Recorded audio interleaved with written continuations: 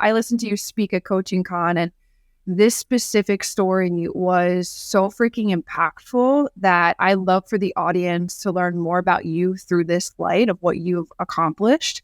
So can you share about that amazing feat of cycling and running 828.6 miles around Thanks Iceland? for being so precise. You're welcome. Absolutely. Doing it in 9 days. Like what motivated you to take that on? And share that journey with us. Yeah, totally. It was a really challenging time in my life, in my personal life. And while my personal life was kind of being affected in this really negative way and really kind of life-changing way, my business and my brand was thriving. And I had built a massive social media following, and there was a lot of eyes on me every day. And I had a couple of choices on how I dealt with it, which was one of my best friends was diagnosed with stage 4 cancer while being 6 months pregnant. And I remember maybe 3 months prior, I had done my first charitable mission, I guess, using my body and my fitness for the greater good of myself. It was to raise money for an orphanage in Haiti. And so whenever that had happened, I had done that as supporting someone else. It was their mission.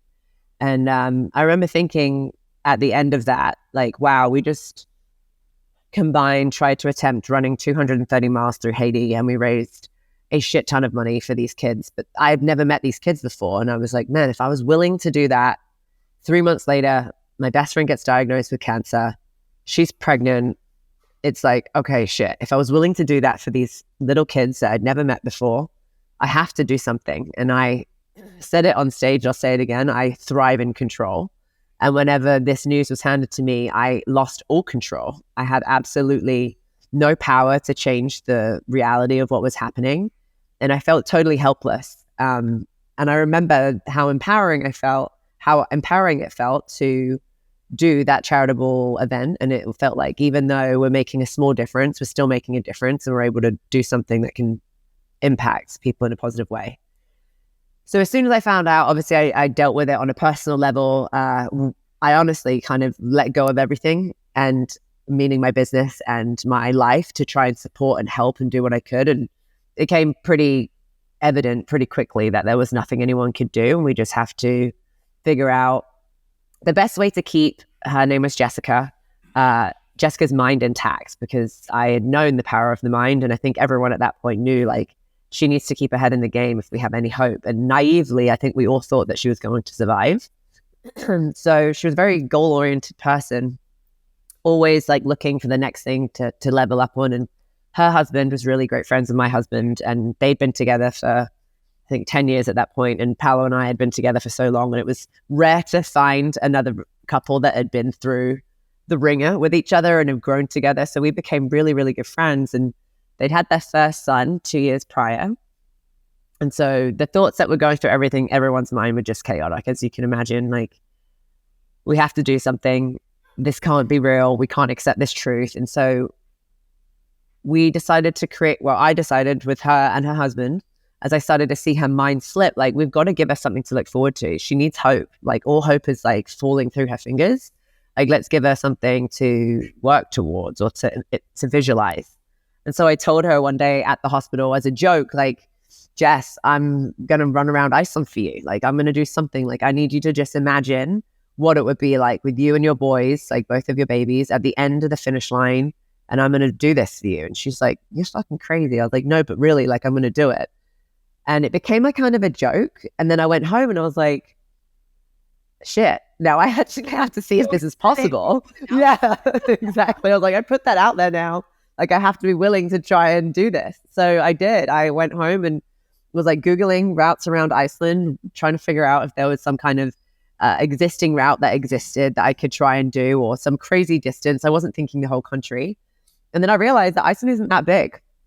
And I had known that it was possible to attempt 200 plus miles on foot from Haiti. So I was like, if I bring in a bike and I'm running too, I could probably do this. And there was this one big diagram that I actually have tattooed on my hand, on my forearm, which is the country of Iceland. And it had this red line, which is Route 1. And it's called the Ring Road. And it is this circular route that just goes around the entire edge of the country. And I was like, I think it's possible. And so I gave myself like 12 months. I went back to the hospital with all these like printouts for Jess to say like, I'm going to do it. And it became a thing. And I got myself a coach. I really thought about like, okay, if I'm going to do this and I'm going to be able to actually accomplish it, I need to give myself enough time. Because in Haiti, I had just showed up to this event because it was someone else's mission.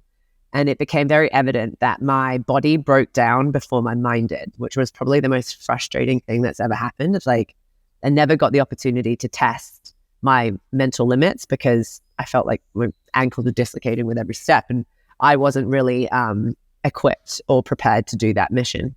And it was a lot of pain. So I took the time that I needed. I found my coach. We started, and I'd probably cycled like maybe 5 miles before that, but I was an athlete and I was willing to go there. I was willing to put my body through what it needed to go through to prepare for something so daunting as that. And I did, man. It was the craziest experience. I remember my first training session on a bike, I was like struggling to get to 30 minutes. I was like really like, oh my God, this hurts. Like, I don't know if I can do this. But slowly and surely, I just kept showing up, kept training. Quick right there. How did you train and prepare yourself, like both physically and mentally for such like a demanding endeavor? Like that is just like, and then I'm going to ask too, how much you cycled, how much you ran, but how did you train and prepare yourself for that? I was so fortunate that I had a network of friends and I was working with Nordic Track at the time, where Nordic Track have some of the best trainers in the game. And they had all these ultra athletes, these ultra marathoners, these like just insane athletes that were into endurance.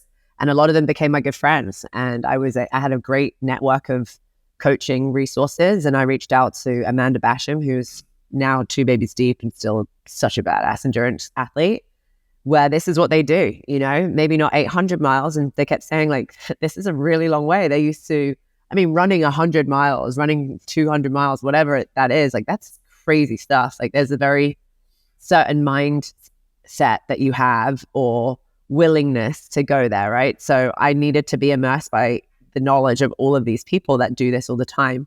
So I got myself a really solid coach. And I said, like, let's start as if I've never done anything before, you know, although I was super fit in one modality. Anyone in the fitness industry knows, like, they're not transferable skills. Just because you're great at one thing doesn't mean that you're going to be great at something else. You might be decent at it and be able to make your way, but you have to specialize if you want to do something as crazy as this. So I started to lessen my regular training and started with like 30 minutes, and then it was 45, then 60, and then 90. And we would do different types of training. So I wouldn't just show up and go for distance every day.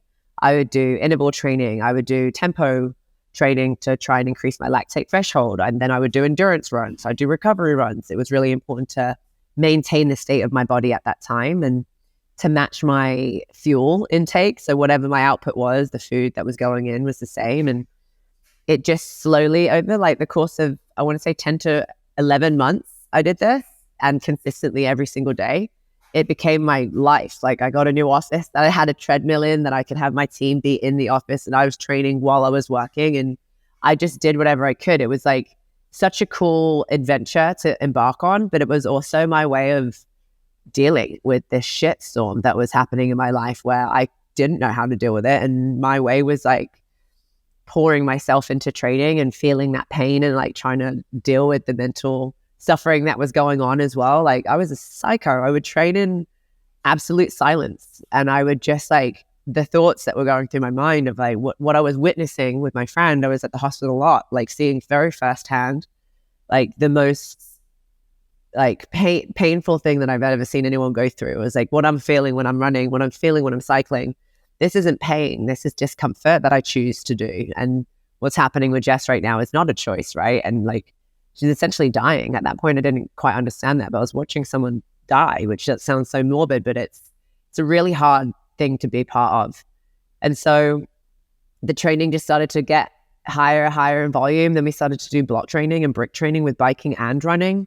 And right towards the end of my training, before I went off onto the actual mission, like there were like 5-6 hours sessions a day and 5,000 plus calories of food. And I just became this machine. It was like I had this goal in my mind. I had so much determination to get there. And I left in July, and in March of the same year, Jess passed away on March 27th. And So this is the training, right? Like, yeah. yeah. And then it was like, oh shit, like now everything has changed. I had this whole plan of like bringing this massive media team, and like I was so naive. I thought she was going to survive. I really did think she was going to be at the end of the finish road, and that would be like the road to recovery.